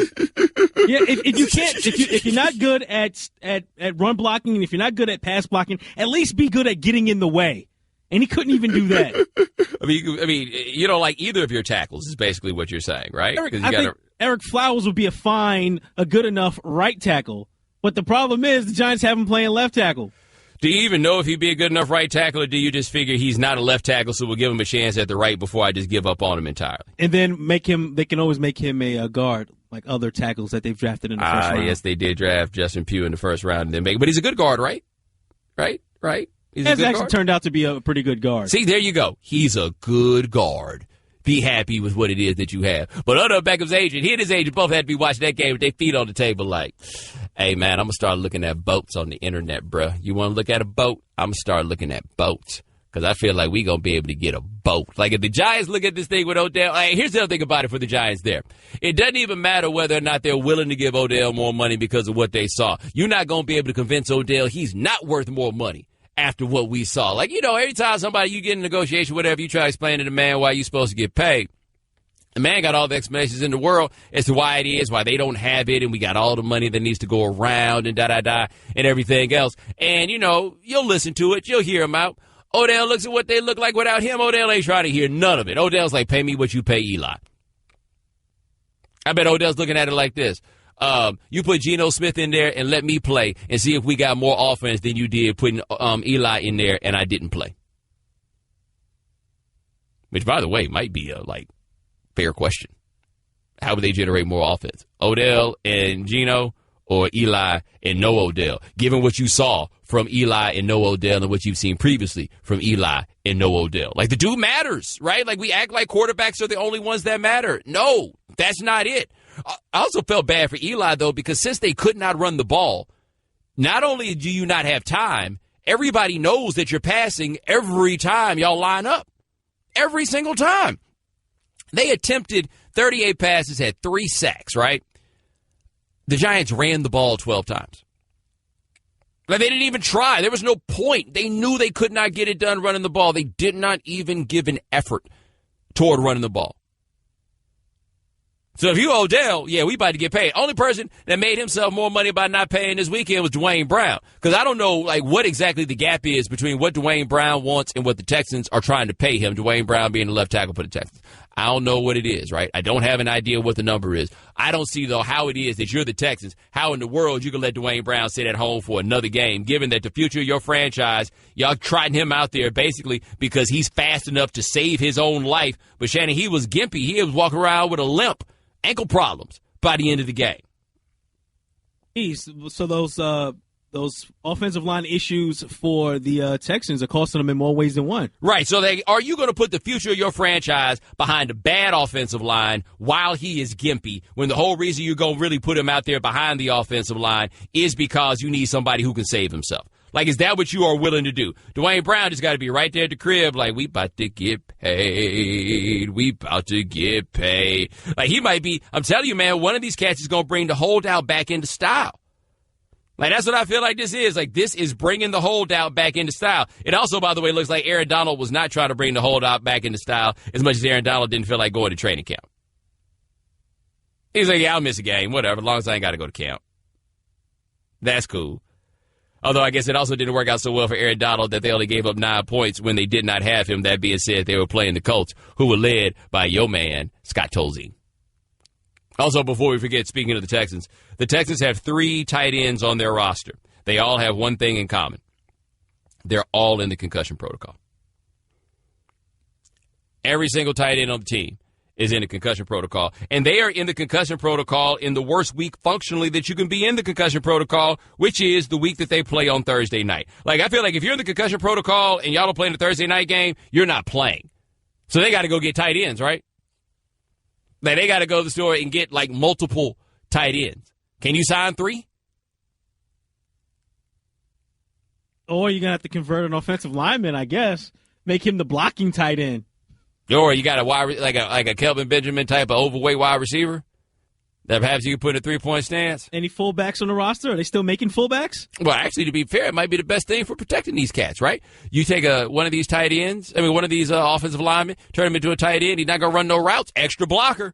A little bit more time. Because God knows they need whatever it takes to get them just a little bit more time. So maybe that'll work. Oh, wow, the people with the Randy Moss jerseys at the game. Wow, all the different Randy Moss jerseys, too. Wow, that was impressive. You see Stephon Diggs with the Randy Moss cleats? You saw that? Yeah, he better show out, too. If you're going to wear those cleats, you better show out for Randy. He's back at home in Minnesota, too. Were those Randy Moss wigs? Yeah. I almost flipped out once about something like that, and then I looked and saw that on the Randy Moss website they were selling, like, similar wigs. Like, I don't know if they bought those from home, but I was like, I really don't know what to say at this point. I have no idea. Also, Shannon, they tried to get Randy Moss about to paint this weekend. Randy Moss put a comment in the wrong place. I was like, look, I ain't giving Randy Moss back for this. Like, Randy Moss is going to have to do a lot more than this before I'm just throwing Randy Moss overboard. Nah, y'all are tripping right now. Like, we keeping Randy Moss. Randy been through some things. We've been through some things with Randy. Randy been through some things with us. We're not getting rid of Randy Moss just yet.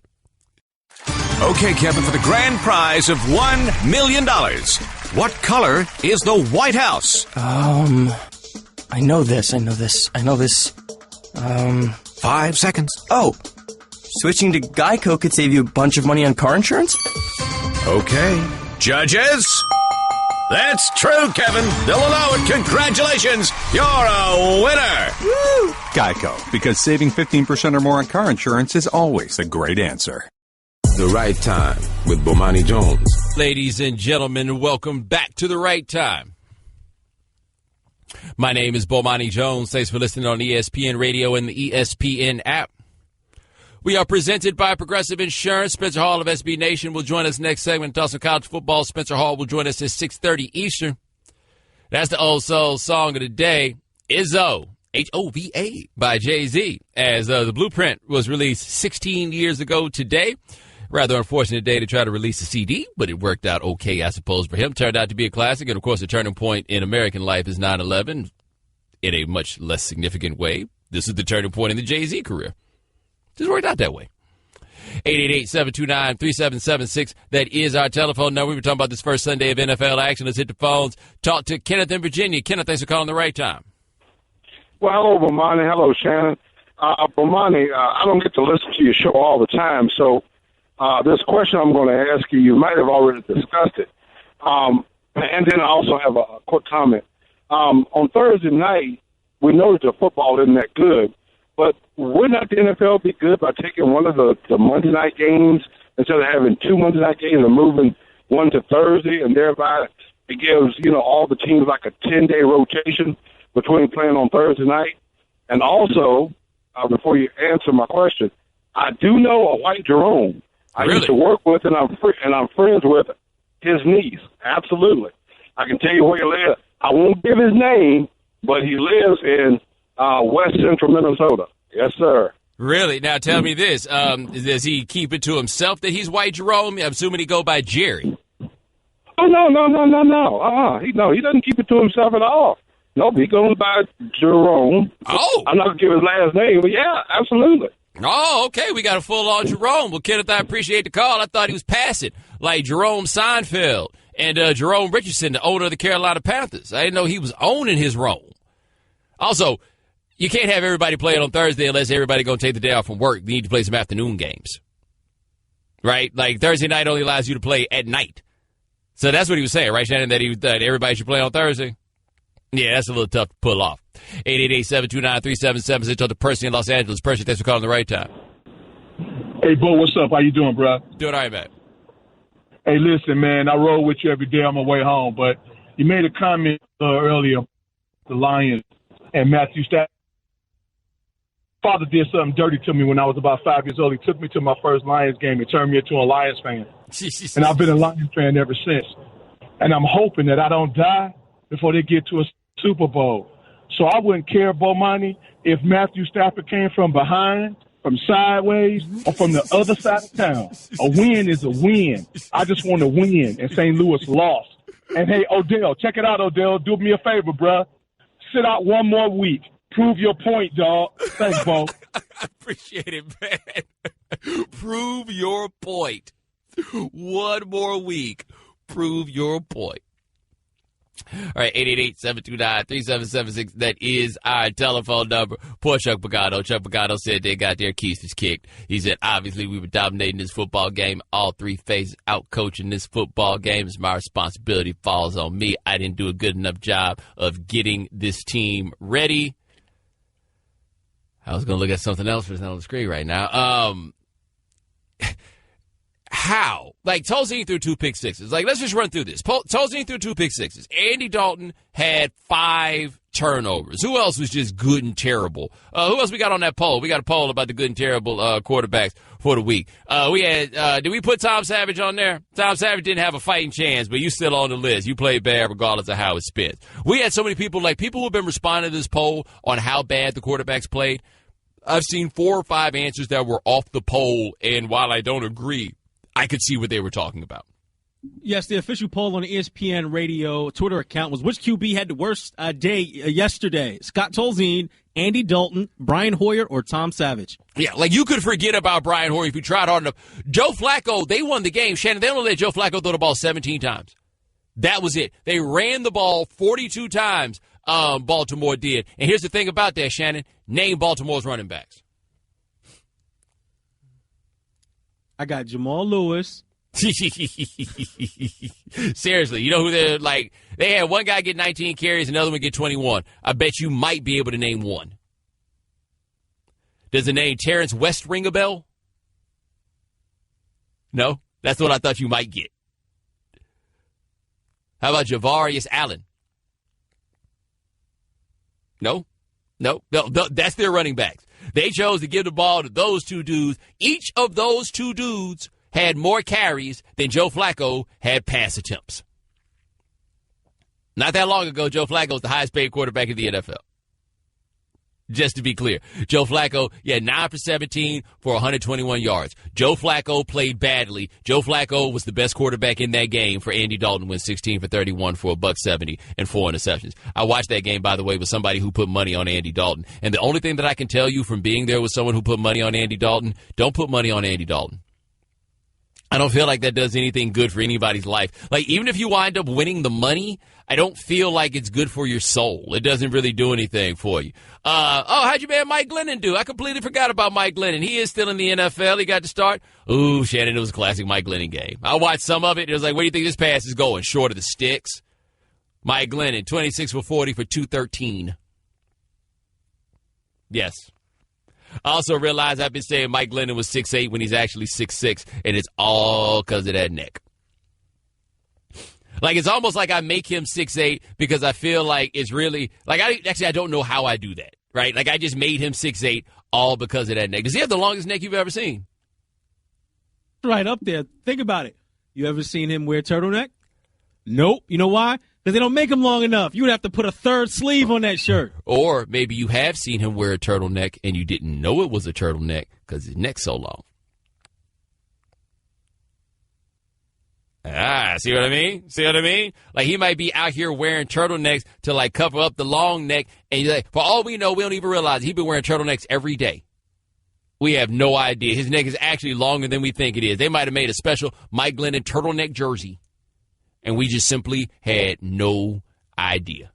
None. Who else is out here stinking up the joint? Like, I'm really just going through box score to box score, and like I could find like a quarterback in every game. First game of the year, Tom Brady stunk up the joint. If we're going to be honest about it, Carson Palmer stunk up the joint. Kirk Cousins stunk up the joint. Mike Glennon stunk up the joint. Both Bortles and Savage stunk up the joint. Josh McCown, holy smokes. Like, I don't even know if it's fair to say he stunk up the joint. That's one of those, the Tiger didn't go crazy, the Tiger went Tiger. Eli Manning, not entirely his fault, but Eli Manning stunk up the joint. Brian Hoyer stunk up the joint. Marcus Mariota did not stink up the joint, but he didn't make it smell any better, right? So the only games I feel like where there was not a quarterback who stunk up the joint. Oakland and Tennessee, nobody stunk up the joint. Pittsburgh and Cleveland, nobody stunk up the joint. Everywhere else, somebody stunk up the joint. Because I would say that Russell Wilson, even though it wasn't entirely his fault, Russell Wilson stunk up the joint. Is it too much to ask to have a game with 2 quarterbacks playing well? Because I feel like that's the sort of thing the NFL should be banking on, saying they got for themselves, is we can get you good quarterback matchups. They've done everything they can to make this as pass-friendly a game as possible. I got every game in the league where at least one dude is stinking up the joint. And maybe this is a question for tomorrow, especially since we have 2 more games tonight, but there was a lot of meh. After the first week, so I'm trying not to overreact, but I'm not enjoying this like I used to, man. I'm not. By the way, how in the world is Ronald Darby only going to be out 4 to 6 weeks? Did you see that? Ronald Darby had one of them injuries that people told me not to watch. They said his ankle was dangling. Like, I didn't know it was possible to come back from 6 weeks when your ankle looked like that. I'm not a doctor, but I'm not blind. All right, 888-729-3776. That's our telephone number. Coming up next, you think Baker Mayfield was being sincere? We'll ask Spencer Hall of SB Nation on ESPN Radio, the ESPN app, Sirius XM Channel 80. The Right Time with Bomani Jones. Ladies and gentlemen, welcome back to The Right Time. My name is Bomani Jones. Thanks for listening on ESPN Radio and the ESPN app. Our guest joined us on the Shell Pinto Performance Line, just like our next guest. He covers college football at SBNation.com. Better at it than anybody else. His name is Spencer Hall. Spencer, I'm a little confused. That was the sort of game that Oklahoma loses, has lost fairly consistently for a while. They put the hurt on Ohio State. Oh, that score is a lie. Because it could have been worse.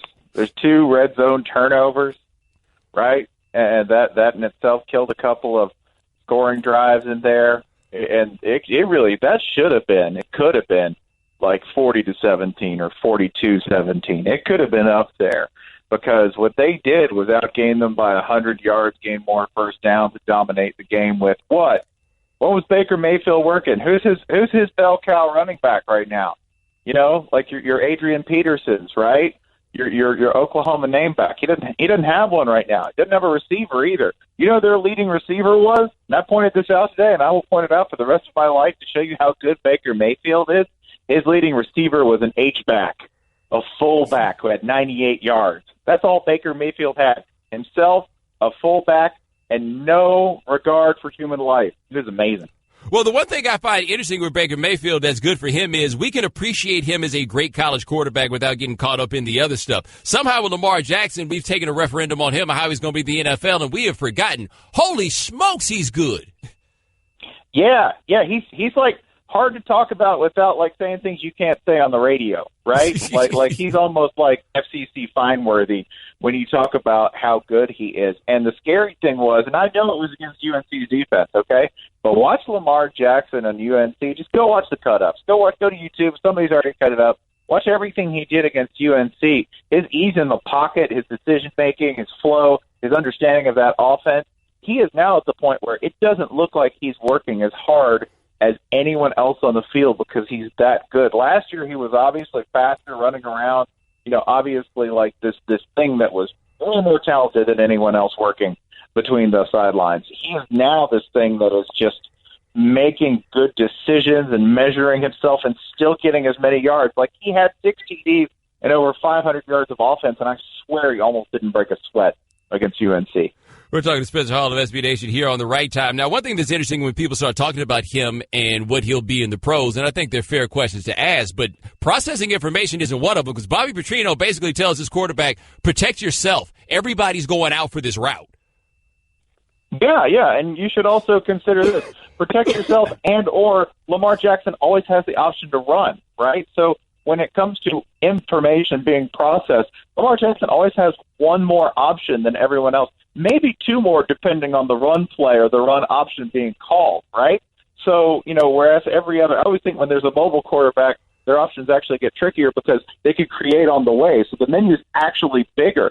In terms of what he's doing now, though, watch how he hangs in the pocket. Like this is an obvious – this is an overt thing that he's doing is hanging in the pocket and making throws from the pocket in order, I guess, to show that, yeah, at the next level, he's going to be that good. I think if anyone doubts that he could do it, then they're not watching what's happening, right? I'm not saying he'll be successful at the next level because, honestly, if you know what makes a good NFL quarterback, you should be way richer than I am, right? But but based on what I've seen, this is not an accident. Nothing Lamar Jackson does is an accident, right? If he's 2/3 as good in the pros as he is right now, he's going to be a Hall of Famer. Now, speaking of places Bobby Petrino used to work, which Louisville kind of counts as, is this what I think I saw the 4th time in 12 games that Auburn has had a game where they did not score a touchdown? That is correct. That is correct. They did not have, I believe they had 115 yards offense total. That's Gus Malzahn, offensive wizard. Yeah, Jarrett Stidham didn't have 100 yards passing. That's sort of normal because quarterbacks at Auburn have struggled before. What's not normal is that they didn't rush for 100 yards. They were terrible on the ground, and that makes your quarterback terrible. There's something very, very wrong with that offense right now, and that's before you think about the fact that they had 11 sacks. Clemson had 11 sacks. That's a really good defense. When you have 11 sacks, there's some sort of nervous system wasting disease going on with the communication in your offense. Well, one thing, though, about we've seen Auburn quarterbacks not throw well, but Jarrett Stidham is a top 100 recruit who was recruited to throw the ball, right? Like, this isn't Nick Marshall or any of these other guys. He's supposed to be able to throw the ball. So is this a matter, has the conference just caught up? I would put it this way. The best quarterback that Gus Malzahn has had as a head coach was a converted defensive back. And he has a top 100 passer who barely couldn't get to 100 yards and looked awful against Clemson, against a defense that's good, but they're not that good. So have people caught up?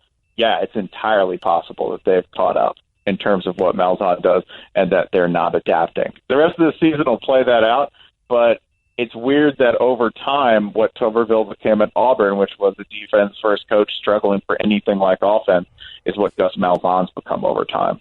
Well, I think the other moral of the story that we have here is that Cam Newton made a lot of millionaires, man. A lot of millionaires. All Cam did was make money. Like job creator Cam Newton. That's it. Just this an entire economy unto himself, unto this day. Cam Newton. There's a lot of people who owe Cam Newton money. Yeah, I feel like he and Johnny Manziel should both run for office, right? We create jobs. That's all they do. That's all Cam Newton did. Cam Newton created jobs across multiple states. All right? He really did. And if you also look at Cam Newton, here's the thing. This is the like talent gulf between somebody who's really good in college and somebody who's not. If you look at somebody who's an amazing quarterback like Manziel or an amazing quarterback like Cam Newton, look at what happens afterwards to properly gauge the talent and ability of everyone else around them. Because after both of those people left their respective programs, there were some cold, hard facts laid out about what they really had, i.e., hi, Kevin Sumlin. But at least A&M when Manziel was there had like first-round picks all over the offensive line and Mike Evans outside and Christian Michael, who's like a first-round talent. It was Cam Newton, Nick Fairley, and like 83 pips at Auburn. Yeah, you needed. Yeah, but the weird thing too is that when it came down to a championship, what did you need at Auburn? You needed Michael Dyer to not be down, right? And yes. I'm not gonna get any death threats over a single radio spot, so I'll just say that sure, Michael Dyer was down, or he wasn't down. He wasn't down, Auburn fans. That's what I meant to say. Yeah, and all of this, you could be super talented, and you're still gonna need like one obscure dude to get real lucky in a game to pull a championship off. We are talking to Special Hall of SB Nation here on the right time. Switching gears, am I tripping and thinking that USC looks scary good against Stanford? Like USC is legit national championship contender good? Yeah, they had 200-yard rushers. Like when people say, oh, man, that offense is just a typical Pac-12 skill guys on the outside with a great quarterback and some offensive linemen who can pass block. Nope. Go watch how they mashed out Stanford in the fourth quarter. It's kind of shocking. And I don't know if that says more about Stanford or USC at this point, but give USC credit. You know, they've got the ability to pass to get up and finish a game and pull away. If you don't watch, like, I will stump for this every time I write her on radio. I love watching Ronald Jones second run the ball. He's a violent runner, just high-stepping, does that little mule kick, that little like Walter Payton mule kick when he wants to get free of a tackler. He's breathtaking. And as long as they've got that, the other thing is defensively, they were able to go toe-to-toe with Stanford and really limit them on the ground, which was a concern with the USC defense because they let Western Michigan rush for over 200 yards. They did not let Stanford do the same. So, yeah, they could be super scary good. I go to see them versus Texas on Saturday, and I won't tell you how that goes. I don't want to talk about that game. I don't want to talk about that game. I see nothing productive in talking about that game, and we now have to go, but I was definitely going to say about that USC team, credit to USC for having the courage to hire the most boring coach I've ever seen in my life, because apparently it worked. No, hired old Clay Helton, old no-drama Clay Helton, and they're just, perking along. Let's just look forward to, like, Clemson-Louisville, because now you get to see Lamar Jackson against a real defense. So if he's half as good, he puts up 250 and 3 TDs. That's all. That is Spencer Hall. Check him out, sbnation.com, also edsbs.com. My man, thanks so much. I appreciate it. No, thank you. All right, now, coming up next, catch up what you haven't heard today on ESPN Radio, the ESPN app, Sirius XM Channel 80. The Right Time with Bomani Jones. Ladies and gentlemen, welcome back to The Right Time. My name is Bomani Jones. Thanks for listening on ESPN Radio and the ESPN app. All guests join us on the Shell Pennzoil Performance Line. Thanks to Spencer Hall of SBNation.com for joining us last segment. Thanks to Ryan Clark of ESPN for joining us in the 5 o'clock Eastern hour. Thanks to Jeff Schwartz of the Locker Room on ESPN Radio for joining us in the 4 o'clock Eastern hour. Remember, if you miss anything live, check out the Right Time podcast, available on the ESPN app. All right, the Right Time is also brought to you by Upside. Now save big on traveling. Get a big gift card every trip you buy. You'll love Upside.com, Upside.com. All right, 888-729-3776. That's our telephone number. All right, Shannon, what we miss out on today? We know you can't be on top of all the news and information of the day. Now, if you haven't heard. All right, it's safe to say that the quarterback play in week 1 of the NFL hasn't been great. As you say, it's been boo-boo. And if you haven't... Boo-boo. And if you haven't heard, here's Bomani Jones earlier today on The Right Time discussing the lackluster offensive play in the NFL. Baltimore won 20-0. Like, they won 20-0, and Joe Flacco after the game is talking about how hard it was for them on offense, all right? The Texans lost to Jacksonville, who had Blake Bortles, and the reason Blake Bortles isn't on this list is because they won a game. That's it, because Blake Bortles basically put up a Blake Bortles performance. That was it. Quarterback play around the league was so bad. We didn't even think about Josh McCown, Shannon. I guess maybe it's because our expectations of him aren't that high. That dude, he attempted 39 passes, only had 187 yards, and threw 2 interceptions. Like, there's room there. There's so many other scrubs that we could have named. Like, even if you want to try to put your best face on it, right? Like Deshaun Kaiser. I don't think Deshaun Kaiser played badly necessarily, but Deshaun Kaiser didn't play especially well. He's nowhere near being part of this discussion. I think Russell Wilson, maybe we're giving him the benefit of the doubt of those 5 dots that he's got in front of him, but he looked like boo-boo. All around the league, man, the quarterback situation looks so terrible that it reminds you, oh, by the way, there are a handful of teams who are not intentionally trying to lose, but are consciously not making themselves better. All right, so this topic led to one of our Twitter polls today here on The Right Time, and the question was posted on the ESPN Radio Twitter account. Which QB had the worst day yesterday? And the options were Scott Tolzien, Andy Dalton, Brian Hoyer, and Tom Savage. And we had over 51 voters on this one, Bo, so apparently folks were pretty passionate about this one. Oh, yeah, 5,100 folks voted. And 43% of them said Andy Dalton. Andy Dalton, who I would say is the best quarterback of that motley crew. But I think he had the worst game. That is, yeah. So I mean, he had 5 turnovers. Whew, that was bad. Yeah, so 43% said Andy Dalton. 22% said Tom Savage, who got pulled for his heir apparent. 31% said Scott Tolzien, who threw 2 pick sixes, and only 4% for Brian Hoyer because I'm sure they weren't paying attention. Right. They're like, where he even play? Like, I don't understand why y'all put his name out there. Right. So then now our other poll on the ESPN Radio Twitter account. Did you have an issue with Baker Mayfield planting the flag in midfield at Ohio State? And 85% of the voters said no, they didn't have a problem at all. 85% said no. So really, 15% of our listeners are in Ohio. Who knew? I had no idea. All righty, sticking with the Big Ten. So apparently there was some shots fired after the Penn State-Pittsburgh game with head coach James Franklin.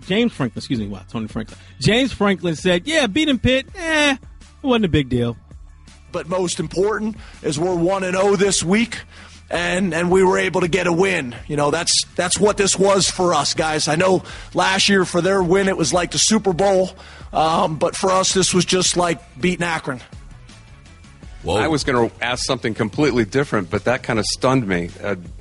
I don't know if people in Pittsburgh will take that, You guys. Maybe the way you meant it. Yeah, you guys. I've been saying for 2 years, so you can interpret it however you want. I've been saying for 2 years that each win is like the Super Bowl for us. So you can interpret however you want. Last week, we beat Akron, and it was a great win. I see. This win, we beat Pittsburgh, and it was a great win. This win is no more significant for us than last week. Okay. So you can interpret it however you want. I've been saying this for 3 years. Each win stands alone. He tried to clean it up, but there was shots fired there. He was really coming at Pitt. There's absolutely shots fired. And, by the way, you can really only fire those shots after you win that game, because one great way to get fired is treating every game like it's the same. If I learned anything from my time in North Carolina, it's not fully what got Butch Davis fired, but it did not help Butch Davis losing all them games to NC State, acting like all the games are the same. No, this one matters more, buddy.